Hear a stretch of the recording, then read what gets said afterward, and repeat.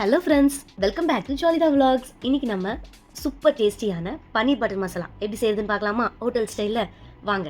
நல்லா க்ரீமி கன்சிஸ்டன்சியில் வரணும்னா நான் பண்ணுற எல்லா ஸ்டெப்பையும் மறக்காமல் ஃபாலோ பண்ணுங்கள். இப்போது ஒரு பேனில் நம்ம பட்டர் ஆட் பண்ணிக்கலாம். அது கூட 2 வெங்காயம் நான் இன்றைக்கி எடுத்திருக்கேன். நல்லா சாப் பண்ணி ஆட் பண்ணிக்கோங்க. வெங்காயம் நல்லா ஃப்ரை ஆகணும்லாம் இல்லை, நார்மல் ஆஃப் குக் இருந்தாலே போதும்.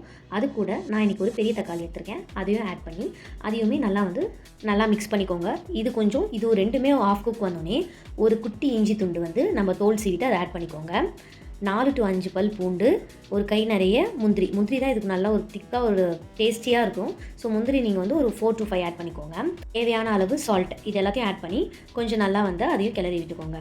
இப்போது இதில் இருக்க பச்சை வாடெல்லாம் நமக்கு போகணுன்னே இதை நம்ம ஆற வச்சிடலாம். ஏன்னா இதை ஆற வச்சுட்டு நம்ம அரைச்சி அது ஒரு திக் பேஸ்ட்டாக நம்ம எடுத்துக்கணும். ஸோ அதனால் ஆற வச்சுட்டு அரைங்க. இப்போ நம்ம பன்னீர் பட்டர் மசாலா செய்கிறதுக்கு வரலாம். அதுக்கு ஒரு பேனில் சேம் பட்டர், நீங்கள் இது கூட கொஞ்சம் எண்ணெய் கூட ஆட் பண்ணிக்கலாம். பட் ஆனால் நான் இன்றைக்கி ஃபுல்லாகவே பட்டர் மட்டும் தான் ஆட் பண்ணியிருக்கேன். பட்டர், அது கூட நம்ம பிரியாணி இலை, பட்டை, இது 2 ஆட் பண்ணிக்கிறேன். இப்போது நம்ம அரைச்சி வச்சுருக்க அந்த பேஸ்ட் ஆட் பண்ணிக்கலாம். உங்களுக்கு குவான்டிட்டி எவ்வளோ வேணுமோ அதுக்கேற்ற மாதிரி கொஞ்சம் தண்ணி ஆட் பண்ணிக்கோங்க. எனக்கு கொஞ்சம் குவான்டிட்டி வேணுன்றதுனால கொஞ்சம் ஒரு டம்ளர் தண்ணி ஆட் பண்ணிக்கேன். இப்போ பன்னீர் பட்டர் மசாலாவுக்கு தேவையான ஸ்பைசஸ்லாம் ஆட் பண்ணிக்கலாம். Red chilli 1 spoon, garam masala 1 spoon, salt நமக்கு தேவையான அளவு, இது எல்லாத்தையும் சேர்த்துட்டு ஒரு மிக்ஸ் பண்ணி விட்டுக்கோங்க. மிக்ஸ் பண்ணிவிட்டு அது கூட 2 ஸ்பூன் சுகர் ஆட் பண்ணிக்கோங்க. சுகர் டேஸ்ட்டும் கொடுக்கும். அண்ட் தக்காளி நம்ம ஆட் பண்ணியிருக்கிறதுனால அந்த புளிப்பு தன்மை இருக்காது. ஸோ அதுக்காகவும் நம்ம ஆட் பண்ணிக்கலாம். இது எல்லாத்தையும் மிக்ஸ் பண்ணிவிட்டு நல்லா கொதிக்க விட்டுடலாம். அது நல்லா கொதிக்கும் போது நம்ம ஹோம்மேட் பன்னீரும் இதுக்கு யூஸ் பண்ணோன்னா சூப்பராக இருக்கும். கடையில் கூட வாங்கலாம், ஒன்றும் பிரச்சனை இல்லை. ஆனால் ஹோம்மேட் இருந்தால் இன்னும் சூப்பராக இருக்கும். அதுக்காக சொன்னேன். அதையும் நம்ம குட்டி குட்டியாக க்யூப்ஸ் மாதிரி கட் பண்ணி அதையுமே நம்ம ஆட் பண்ணிக்கலாம்.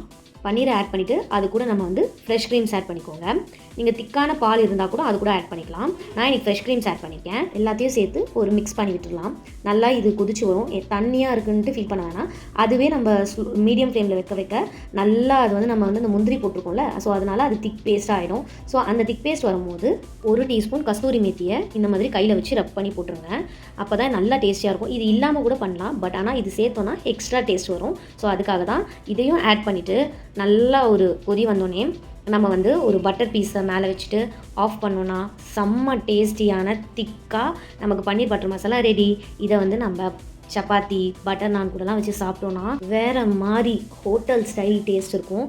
கண்டிப்பாக இதை ட்ரை பண்ணி பாருங்கள். நான் இதுக்கு சைட் டிஷ்ஷாக பட்டர் நான் தான் செஞ்சுருக்கேன். பட்டர் நான் ரெசிபி வேணும்னா கீழே சேனலில் இருக்குது, நான் அதை டேக் பண்ணுறேன். நீங்கள் அதையும் போய் செக் அவுட் பண்ணிக்கோங்க. வீக்கெண்டில் இந்த மாதிரி டிஃப்ரெண்ட்டாக செஞ்சு கொடுங்க. கண்டிப்பாக பசங்க நிறைய சாப்பிடுவாங்க.